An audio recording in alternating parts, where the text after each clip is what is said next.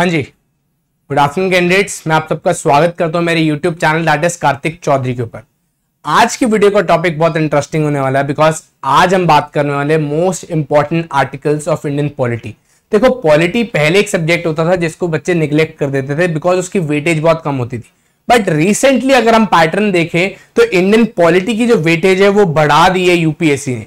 सो अब जो current scenario है पॉलिटी के, अगर हम क्वेश्चंस देखें तो कम से कम 10 क्वेश्चंस आपको देखने को मिलते हैं। That is around 40 marks, 40 marks की आपकी पॉलिटी आती है और ये वेटेज काफी ज्यादा है आपकी एग्जामिनेशन पॉइंट ऑफ व्यू से। सो पॉलिटी के अंदर अक्सर जो बच्चों को डिफिकल्टीज आती है वो होती है आर्टिकल से। ठीक है जी, पार्ट्स, पॉलिटी का मतलब ही पार्ट्स और आर्टिकल्स होता है बिकॉज यही चीजों के अराउंड जो है पॉलिटी के क्वेश्चन जो है घूमते हैं। सो बच्चे अक्सर मुझसे पूछते हैं कि सर हम कौन कौन से इंपॉर्टेंट आर्टिकल्स है जो पढ़कर जाएं, या क्या क्या इंपॉर्टेंट आर्टिकल्स जो हमारे को पढ़ने चाहिए जिससे हमारा पॉलिटी के क्वेश्चंस बन सके एग्जामिनेशन के अंदर। सो आज हम पूरे पॉलिटी के अंदर जो भी सबसे इंपॉर्टेंट आर्टिकल्स है आपके एग्जामिनेशन पॉइंट ऑफ व्यू से, चाहे आप एनडीए के लिए प्रिपेयर करें, चाहे वो सीडीएस एग्जामिनेशन के लिए प्रिपेयर करें, क्या आप किसी भी डिफेंस एग्जामिनेशन के लिए प्रिपेयर कर रहे हैं, सो पूरी पॉलिटी का जो निचोड़ है इंपॉर्टेंट आर्टिकल्स का वो हम डिस्कस करने वाले हैं। तो सबसे पहले अगर हम बात करें दैट इज आर्टिकल 1 to 4, 1 से 4 आर्टिकल जो कि डील करते हैं हमारे यूनियन एंड इट्स टेरिटरी से, जो कि सबसे इंपॉर्टेंट और सबसे क्रूशियल जो है कंसिडर किए जाते हैं। ठीक है जी। तो उसके अलावा अगर हम बात करें तो दैट इज आर्टिकल 5 to 11, 5 से 11 आर्टिकल जो कि डील करते हैं किससे, सिटीजनशिप से। ठीक है जी, 5 से 11 आर्टिकल डील करते हैं सिटीजनशिप से, जिसको हम कहते हैं नागरिकता। तो ये सारे टॉपिक्स मैं आपको एक एक करके कवर भी कराऊंगा, बट अभी के लिए सबसे इंपॉर्टेंट आर्टिकल्स जो आपके एग्जामिनेशन पॉइंट ऑफ व्यू से वही हम रेफर करेंगे। इसके अलावा हमारे आते हैं 12 से 35 आर्टिकल जिसको हम फंडामेंटल राइट्स कहते हैं। ठीक है जी, फंडामेंटल राइट्स के नाम से भी इसको हम कंसिडर करते हैं। ठीक है, नेक्स्ट जो हमारा आता है दैट इज आर्टिकल 36 to 51 जिसको हम डीपीएसपी कहते हैं, that is directive principles of state policy, जो कि अनदर इंपॉर्टेंट है। सो अगर हम कहें सीधा सीधा अगर मैं बोलूं तो 1 से 51 ए तो सबसे इंपॉर्टेंट है ही है, तो आपने सारे आर्टिकल्स को लर्न करना है। ठीक है जी। इसके अलावा आता है आर्टिकल हमारा that is 51 sub clause A जिसको हम फंडामेंटल ड्यूटीज कहते हैं। ठीक है जी, तो फंडामेंटल ड्यूटीज वो हमारा आर्टिकल 51 सब क्लॉज ए। इसके अंदर काफी सारे आर्टिकल्स आगे, फंडामेंटल राइट्स बहुत इंपॉर्टेंट टॉपिक है, डीपीएसपी बहुत इंपॉर्टेंट टॉपिक है। इन दोनों से हर बार एग्जामिनेशन के अंदर एक एक क्वेश्चन फंसता जरूर है, तो इस बार भी है कि इंपॉर्टेंटली आएगा ही आएगा इस बार भी आपके एग्जामिनेशन पॉइंट ऑफ व्यू से। यहां पर क्वेश्चन फंडामेंटल राइट्स और डीपीएसपी से, दोनों में से एक ना एक से तो फंसेगा ही फंसता। ठीक है जी। इसके अलावा अगर हम बात करें कुछ इंपॉर्टेंट और आर्टिकल्स जो हमारे हैं दैट इज आर्टिकल 52 जो कि डील करता है प्रेसिडेंट से, 54 डील करता है प्रेसिडेंट के इलेक्शन से या फिर उसकी अपॉइंटमेंट कह सकते हो, 58 डील करता है उसकी एलिजिबिलिटी से। ठीक है जी, 58 डील करता है उसकी एलिजिबिलिटी से। इसके अलावा अगर हम बात करें तो और हमारे जो इंपॉर्टेंट आर्टिकल्स हैं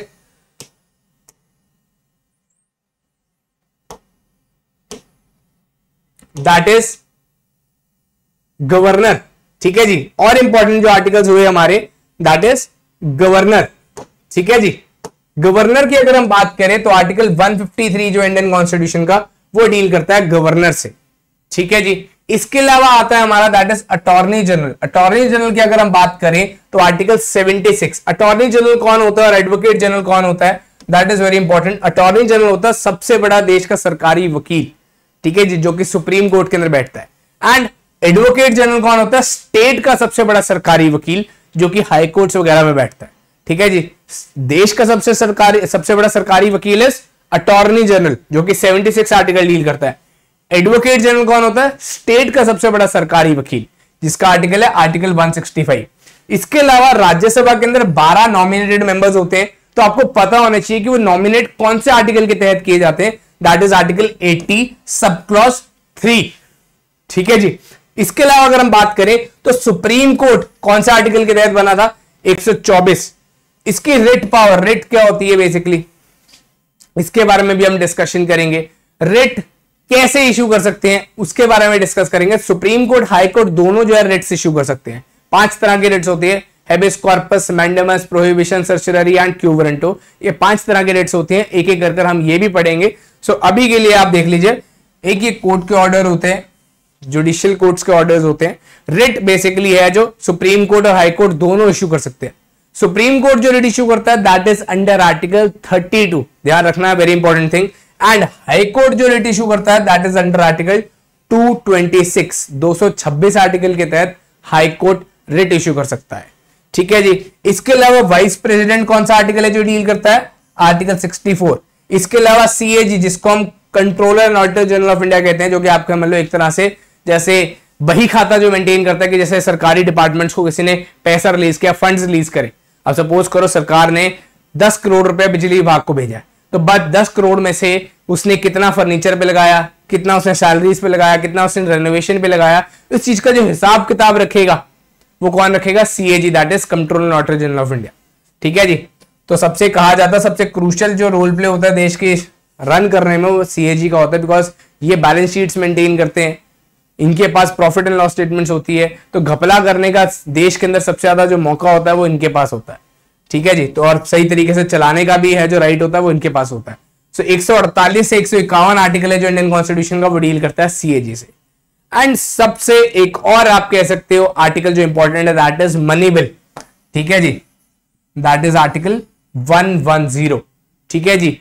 तो ये सारे क्रूशियल आर्टिकल्स हैं जो आपको पता होने चाहिए। एंड जब भी आप पॉलिटी पढ़ रहे हो तो आपको ध्यान में रखना है, जब भी आपको चैप्टर पढ़ रहे हो तो उसके अंदर सबसे इंपॉर्टेंट थिंग है कौन सा पार्ट उससे डील कर रहा है एंड कौन से आर्टिकल उससे डील कर रहा है। ठीक है जी। कौन सा पार्ट उससे डील कर रहा है एंड कौन सा आर्टिकल के अंदर वो इंश्राइंड है, वो सबसे इंपॉर्टेंट बात होती है किसी भी अगर पॉलिटी चैप्टर को आप पढ़ रहे हो। ठीक है जी। सो ऐसे ही मैं आपको नेक्स्ट वीडियो जो अमेंडमेंट्स के ऊपर बनाऊंगा, इसके अलावा हिस्ट्री के भी हम बहुत सारी चीजें टॉपिक्स कवर करेंगे, ज्योग्राफी भी कवर करेंगे, करंट अफेयर्स के भी कवर करेंगे। सो ऑल इन ऑल मैं आपको जो है ज्यादा एक्टिव रहूंगा, बिकॉज बहुत टाइम पीरियड से मैं आप लोगों के साथ यूट्यूब पे एक्टिव नहीं रह पा रहा था, बट अब से जो है कोशिश रहेगी कि आप लोगों के साथ ज्यादा से ज्यादा इंपॉर्टेंट एंड क्रूशियल टॉपिक्स के ऊपर वीडियो शेयर कर सकूं, ताकि आप लोग जो है इस चीज के इस एग्जामिनेशन के अंदर अपने एनडीए एग्जामिनेशन की तैयारी है जो उसको और बूस्ट कर सके और तेजी से है जो लेके जा सके। सो आई होप आपको वीडियो पसंद आई हो, पसंद आई तो लाइक जरूर करना एंड अगर आप इस चैनल के ऊपर नए तो चैनल को सब्सक्राइब जरूर करना। एंड एक और बात बोलना चाहूंगा कि आप लोगों की वजह से हमारी टीम जो है टीम अर्पित पूरी 3.5 लाख सब्सक्राइबर्स की हो चुकी है, थैंक्स अ लॉट। वैसे ही मेरे चैनल के ऊपर भी अराउंड 70,000 सब्सक्राइबर्स होने वाले हैं। सो हमारी जो टीम है काफी बढ़ती जा रही है। सो आप लोगों का बस धन्यवाद करना चाहेंगे, शुक्रिया करना चाहेंगे एंड ज्यादा से ज्यादा अपने फ्रेंड्स के साथ शेयर करिए इस चैनल को भी, ताकि हम लोग अपनी फैमिली को और ज्यादा एक्सपैंड कर सकें। ठीक है बच्चे। सो आज के हमारे सेशन में बस इतना ही, आज की हमारी वीडियो में बस इतना ही। आपसे मिलेंगे नेक्स्ट सेशन में, तब तक के लिए जय हिंद।